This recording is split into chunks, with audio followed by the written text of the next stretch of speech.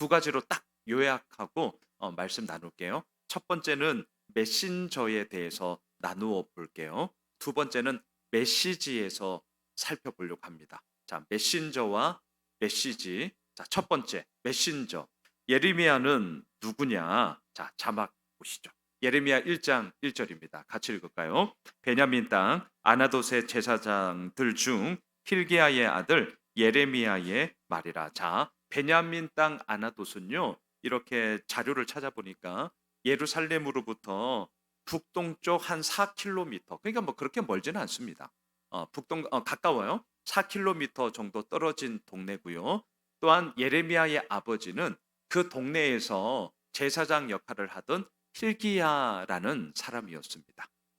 예레미야라는 이름의 뜻은 여호와께서 세우시다라는 뜻입니다. 너무 좋은 이름이에요. 여호와께서 세우시다. 자, 계속 자막 보세요.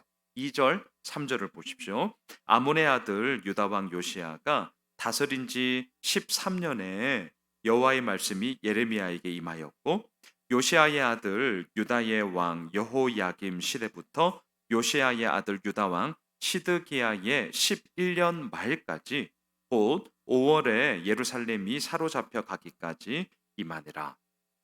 제사장의 아들로 태어났기 때문에 그냥 쭉 성장하면 이때는 이제 직분을 이어가잖아요. 그래서 제사장으로서 예레미야는 사역을 감당했을 겁니다. 그런데 하나님의 말씀이 언제 임했느냐? 요시야가 다스리는 13년.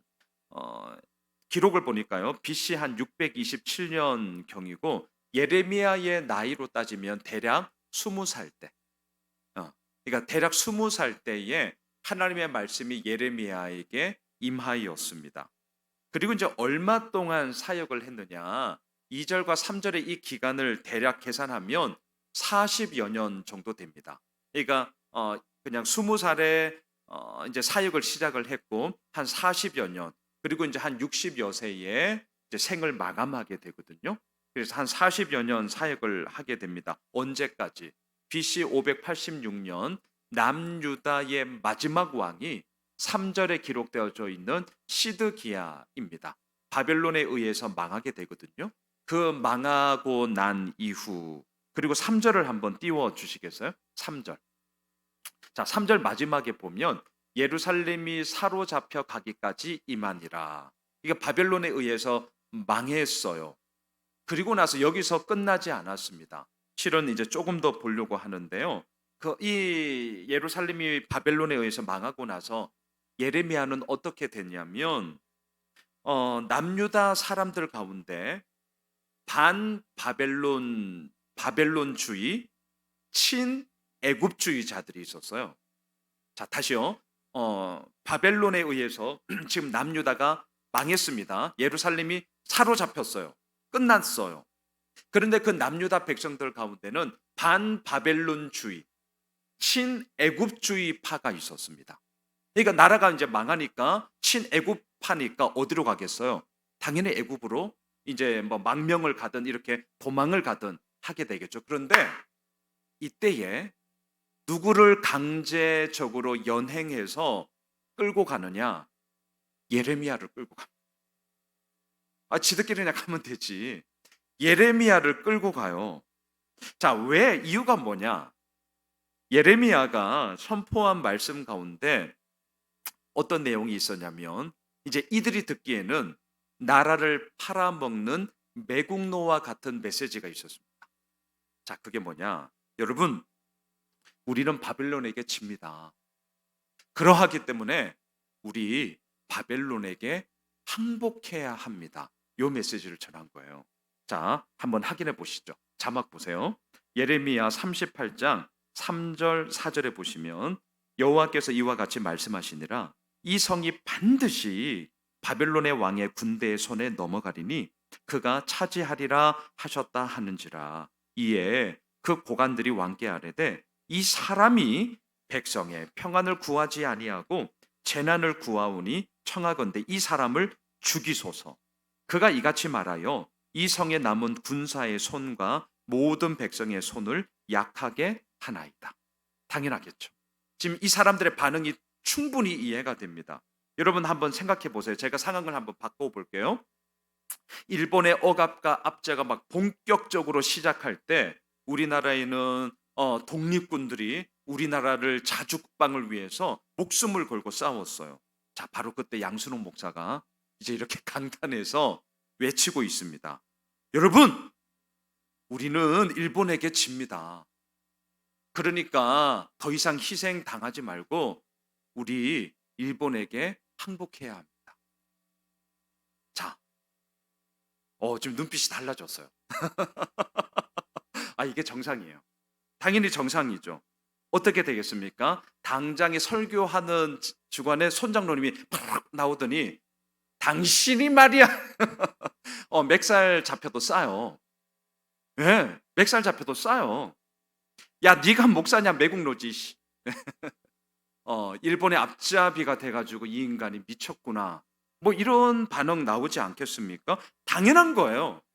지금 방금 읽었던 남유다의 신하들이 왕에게 이자 백성과 군인들의 힘을 약하게 합니다. 사람들의 마음을 뒤집고 엎고 있습니다. 당장 죽여야 됩니다. 충분히 이해가 되죠.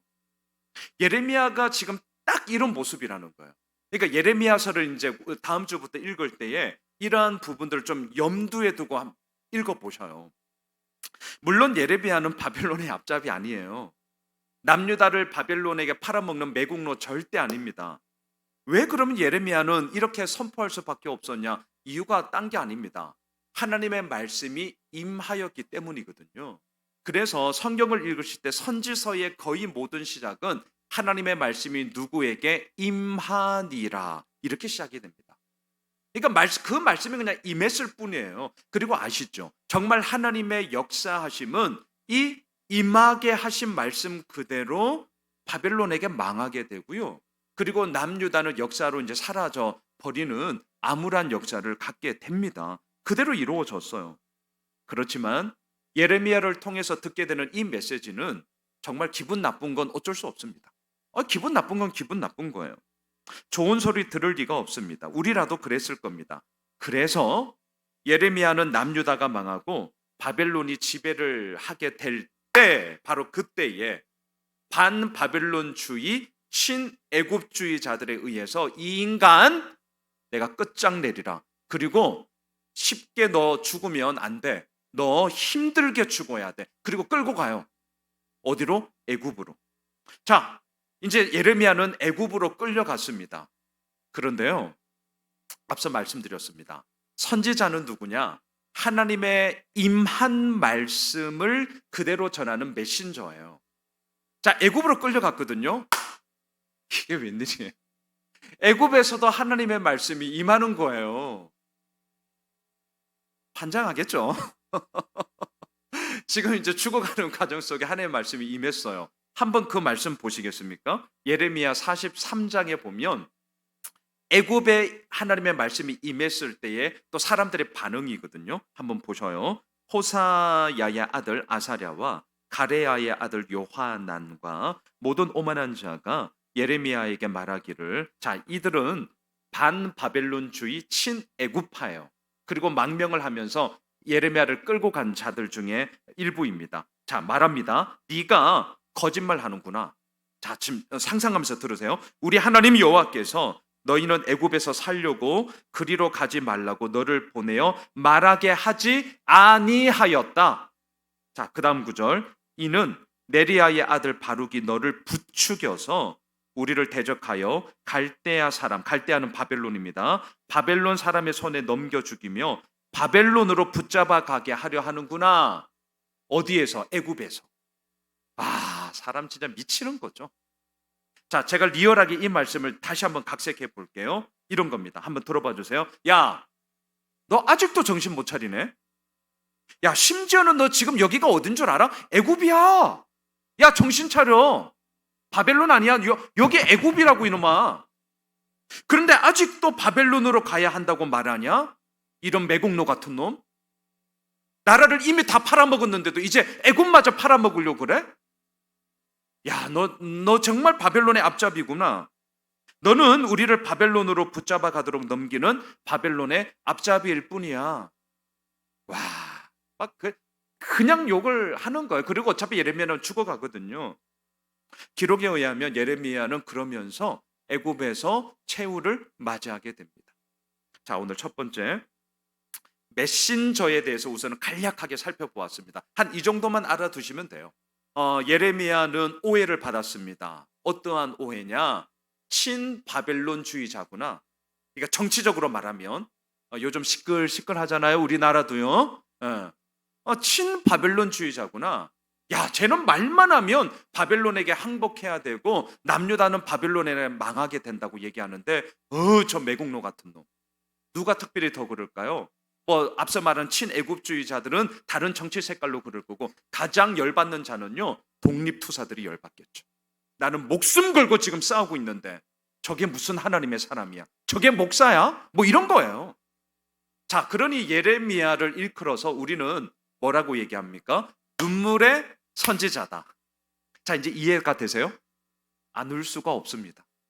진짜 예레미야도 좀 센 얘기 할게요. 환장했을 거예요. 진짜 하나님의 말씀이 임해서 그대로 전하는 메신저가 선지자예요. 그러니까 임한 말씀을 안 전하면 가슴이 마음이 불붙어 타요. 내가 이 말씀을 안 전할 수가 없다 이렇게 되는 거거든요. 그런데 그 메시지는 사람들이 아무도 안 좋아해. 아니 욕먹어. 아니 그래서 죽었거든요. 여러분 자막 한번 보셔요. 이 마음이 어떤지를 한번 상상하면서 예레미야 9장 1절 우리 같이 한번 읽으시죠. 시작. 어찌하면 내 머리는 물이 되고 내 눈은 눈물 근원이 될고 죽임을 당한 딸 내 백성을 위하여 취하로 울리로다. 그래서 눈물의 선지자. 이 메시지를 전하면서 막 가슴이 막 어떻게 할 수가 없어요. 어찌하면 여러분 사람 마음이요. 사람들이 인기 있는 설교 관심 있어 하는 것들 이런 거 톡톡톡 집어주면요. 진짜 사람들 좋아합니다. 누가 모를까요? 근데 아시잖아요. 아시죠? 그렇게 치사 선택하면서 맛있는 것만 먹이기 시작하면요. 편식이 되어서 신학의 편식이 되어서 늘 좋은 상황이 있지 않습니다. 단단한 음식을 이제 먹기 시작하면서 맷집을 키워야 되거든요. 그래야 그 부모는 자녀를 잘 키우는 부모가 되는 것 아니겠어요? 우리가 다 알고 있는 사실이에요. 그런데 막상 내 몸의 이야기로 딱 들어오는 순간 내 귀에 맛있고 내 눈에 보기에 맛있는 것으로만 계속 편식하려고 한다는 거죠. 진짜 예레미야서의 이 말씀 그리고 그 말씀을 전하고 있는 예레미야의 마음을 정말 우리는 느껴야 됩니다. 우리 한 구절만 더 읽고 이제 두 번째로 넘어갈게요. 예레미야 14장 17절 이것도 같이 읽으시죠. 시작. 너는 이 말로 그들에게 이르라. 내 눈이 밤낮으로 그치지 아니하고 눈물을 흘리리니 이는 처녀딸 내 백성이 큰 파멸 중한 상처로 말미암아 망함이라. 예레미야는요 너무너무 가슴 아팠어요. 진짜 매국노 아니에요. 앞잡이 아니에요. 정말 오해 중에 오해를 받았는데요. 그러니까 그것도 슬프지만 더 나아가 그 말씀을 전할 수밖에 없는 예레미야 그리고 무너져가는 나라를 향하여서 이렇게밖에 선포할 수밖에 없는 예레미야의 이 마음이 철철 눈물로 흘러나오는 겁니다. 자 이제 두 번째로 가시죠. 자 그렇다면 메시지. 자 예레미야는 어떠한 메시지를 선포하고 있는가? 예레미야 선지자는 다른 어떤 선지자보다도 더 가혹하고 더 처절하게 남유다 백성의 파멸을 선포했습니다. 왜냐하면 그만큼 남유다 백성들의 죄악은 오랜 기간 동안 범죄하고 타락하였고 또한 이들을 향한 하나님의 심판은 이미 확정되었기 때문입니다. 아무리 어떻게 한다 해도 더 이상 변개가 되지 않습니다. 되돌릴 수가 없어요. 여러분 자막 한번 보세요. 예레미야 2장 7절과 8절입니다. 내가 너희를 기름진 땅에 인도하여 그것의 열매와 그것의 아름다운 것을 먹게 하였거늘. 다 이해가 되시죠? 너희가 이리로 들어와서는 뭐합니까? 내 땅을 더럽히고 내 기업을 역겨운 곳으로 만들었다. 와, 엄청 세게 얘기하죠. 계속요. 제사장들은 여호와께서 어디 계시냐? 이렇게 말하지 아니하였고 율법을 다루는 자들은 나를 알지 못하며 관리들도 나에게 반역하며 선지자들은 바알의 이름으로 예언하고 무익한 것들을 따랐느니라. 제사장, 또 율법을 다루는 자, 관리들, 선지자들 말할 것 없이 모든 리더십들이 다 하나님으로부터 떠나버리게 되었습니다. 이게 지금 예레미야서가 외치고 있는 메시지예요. 계속 3장 20절도 한번 보시겠습니까? 그런데 이스라엘 족속아, 마치 아내가 그의 남편을 속이고 떠나감 같이 너희가 확실히 나를 속였느니라. 와, 여지가 없습니다. 진짜 예레미야서는요, 막 신랄하게 이스라엘 백성들의 이 범죄함이 어떠한지를 뭐 빙빙 둘러서 말하지 않습니다. 그냥 때려버려요. 왜? 이렇게라도 해야 그나마 돌아올 여지가 있으니까. 근데 이렇게 안 하면 못 알아들어요. 확실히 너희는 나를 속였어. 자, 남유다 백성들의 상태가 이러했습니다. 그래서 하나님이 어떻게 하시느냐? 당연히 잘못된 것에 대한 진노와 심판이 쏟아지는데요. 계속 자막 보세요. 예레미야 25장 8절 9절입니다. 그러므로 만군의 여호와께서 이와 같이 말씀하시니라. 너희가 내 말을 듣지 아니하였다. 보라, 내가 북쪽 모든 종족과 내 종 바벨론 왕 느부갓네살을 불러다가 이 땅과 그 주민과 사방 모든 나라를 쳐서 진멸하여 그들을 놀램과 비웃음거리가 되게 하며 땅으로 영원한 폐허가 되게 할 것이다. 여호와의 말씀입니다. 예, 이렇게 하나님의 심판이 그것도 도구로서 바벨론을 사용하심으로 죄를 지은 남유다 너희들은 사람들로 하여금 놀램거리가 될 것이고 비웃음거리가 되게 할 거야. 왜 그런 줄 아니? 너희들은 나를 배반했기 때문이야. 너희들은 나를 떠났기 때문이야. 그러니까 너희들 그것에 대해 상응하는 책망과 심판을 받아야 돼. 자, 그런데 예레미야가 선포하는 심판과 징계, 패망과 무너짐만 예레미야서에 있느냐? 그렇지는 않습니다. 이제 마지막인데요. 너무나 감사하게도 그 가운데서도 제가 지난주 이런 표현을 썼습니다. 칠흑 같은 어둠 속에 한 줄기의 밝은 빛이 이렇게 내리쬐는 표현을 했는데요. 예레미야서 가운데도 다시금 하나님께서 시작하게 하시는 하나님의 한 줄기 빛의 말씀이 있습니다. 자, 자막을 보세요. 예레미야 31장 31절로 33절인데요. 조금 길긴 하지만 우리 천천히 같이 한번 읽으시죠. 시작. 여호와의 말씀이니라. 보라, 날이 이르리니 내가 이스라엘 집과 유다 집에 새 언약을 맺으리라. 이 언약은 내가 그들의 조상들의 손을 잡고 애굽 땅에서 인도하여 내던 날에 맺은 것과 같이 아니할 것은 내가 그들의 남편이 되었어도 그들이 내 언약을 깨뜨렸음이라. 여호와의 말씀이니라. 그러나 그날 후에 내가 이스라엘 집과 맺을 언약은 이러하니 곧 내가 나의 법을 그들의 속에 두며 그들의 마음에 기록하여 나는 그들의 하나님이 되고 그들은 내 백성이 될 것이라. 여호와의 말씀이다. 옛 언약은 돌판으로 새겨졌잖아요. 그리고 아시잖아요. 다 깨져버렸습니다. 하나님이 그 실패를 다시금 반복하지 않으세요. 내가 새로운 언약 맺을 거야. 근데 잘 봐. 그 언약은 떡하니 너희들의 가시적으로 보이는 돌판 그런 데 하지 않을 거야. 나는 너희의 남편이 될 것이고 더군다나 너희들의 마음에 나의 새로운 언약을 새겨 넣을 거다. 말씀을 정리하겠습니다.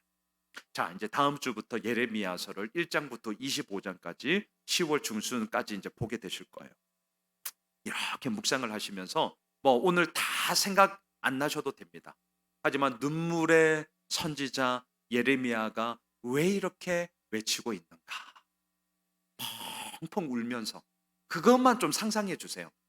그냥 처음부터 그만 그 상상으로 한번 읽어 보셔요. 펑펑 눈물 흘리면서 이렇게라도 외쳐야만 했던 예레미야 선지자의 그 마음을 한번 깊게 생각을 하면서 묵상해 보시죠. 그리고 절규하며 부르짖는 이유는 딱 하나였습니다. 어찌하여 하나님의 백성이 하나님을 떠나 자기 멋대로 자기 마음대로 그렇게 살 수 있는가? 우리가 이 악순환의 고리를 끊어야 되지 않는가? 그렇지만 이것에서 멈추지 않잖아요. 하나님의 심판과 징계도 말하지만 그렇지만 끝내 하나님은 새로운 언약을 통하여서 우리들의 마음에 당신의 언약, 당신의 약속을 새겨주시고 그리고 그것을 우리의 아버지 되어 주시사 그것을 끝내 이루어 가시는 하나님의 소망을 또한 예레미야는 외치고 있습니다. 바라기는 우리의 삶이 이러합니다. 눈물 날 때 많습니다. 이게 뭐야? 예, 그럴 때 있습니다.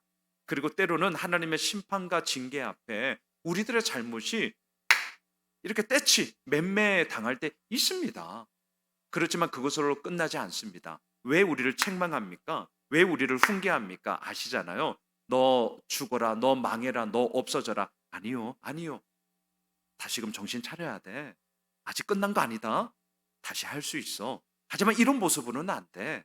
다시금 정신 딱 차리고 허리띠 딱 졸라매고 해봐. 괜찮아. 하지만 그 길 속에 이제 내가 함께 할 거야.